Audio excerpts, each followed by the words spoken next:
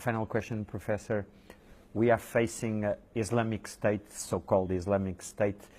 This picture of terrorism in the world, where does it sit? Where lands its root?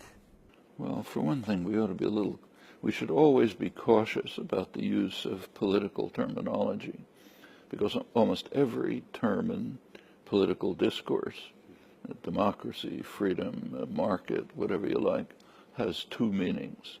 It has its literal meaning, and it has the meaning that's used in political warfare. And terrorism is a good example. The word terrorism has a meaning. It's defined in international law and the U.S. Code and so on. But that's not the definition we're allowed to use.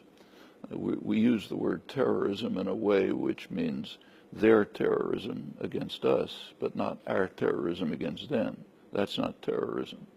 So, for example, if we were to use the word terrorism in its literal meaning, the most extreme terrorist operation in the world today would be Obama's global assassination campaign, the drone campaign.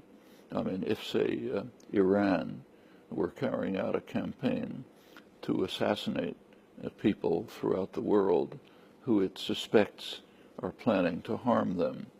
So, for example, to assassinate the editors of the New York Times and the Washington Post who publish articles calling for the bombing of Iran, say, or to assassinate Israeli leaders who are murdering Iranian scientists and calling for the bombing of Iran and so on. If they were to do that, we'd call it a massive terrorist campaign. We're doing it, but we don't call it a terrorist campaign. That's, if you take a look at the formal, public, not secret, the character of the drone campaign, it's aimed at killing people who are suspected of intending to harm the United States. As I say, if any other country were doing that, we'd probably have a nuclear war because it would be such massive terrorism. Furthermore, this is a terrorist generating campaign. It generates terrorists. When you suddenly attack a Yemeni village and kill somebody, maybe the person you're aiming at, maybe not, who maybe is a suspect, and maybe you kill some other people, that elicits a desire for revenge. So it increases the number of what we call terrorists. In fact, if you look at the whole war on terror, which so-called, which started 15 years ago, at that time, what we call terror, this kind of retail terror, was pretty much limited to a corner of tribal areas in Pakistan and Afghanistan. Now it's worldwide. West Africa, South Asia, Levant, everywhere. Because that's the effect of carrying out massive terror. Now let's take the Islamic State. If you take a look at the analyses by U.S.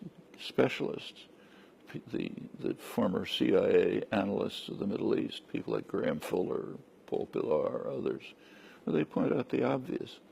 They say ISIS, the Islamic State, is an outgrowth of the U.S. invasion of Iraq. The U.S. invasion of Iraq is certainly the worst crime of this millennium. It killed hundreds of thousands of people, all kinds of torture and terror, destruction, maybe 4 million people displaced, 2 million of them refugees. It incited sectarian conflict, which did not exist before. It turned into a major sectarian war, which is tearing the country apart and the region apart. This interacted. That's part of the core of ISIS. There's another one. The most extreme radical fundamentalist state in the world is the major U.S. ally, Saudi Arabia.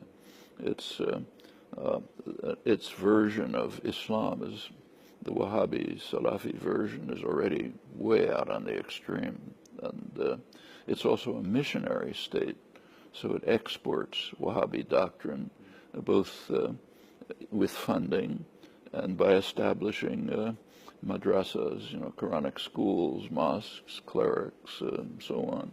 And it's spread over a good part of the world. ISIS is an extremist fringe of the extremist version of Islam promulgated by the leading U.S. ally in the region, Saudi Arabia, which is now also bombing Yemen and destroying what's left of that country. Well, this whole amalgam has put together a real monstrosity. There's no doubt that the Islamic State is a pretty horrible development, but it has roots. This is not the whole story. You know, a lot of it comes out of the collapse of traditional Arab and much Muslim society, which is a long story in itself, also with imperialist elements involved. But out of that comes monstrosities like ISIS. It didn't come out of nowhere. Thank you, sir.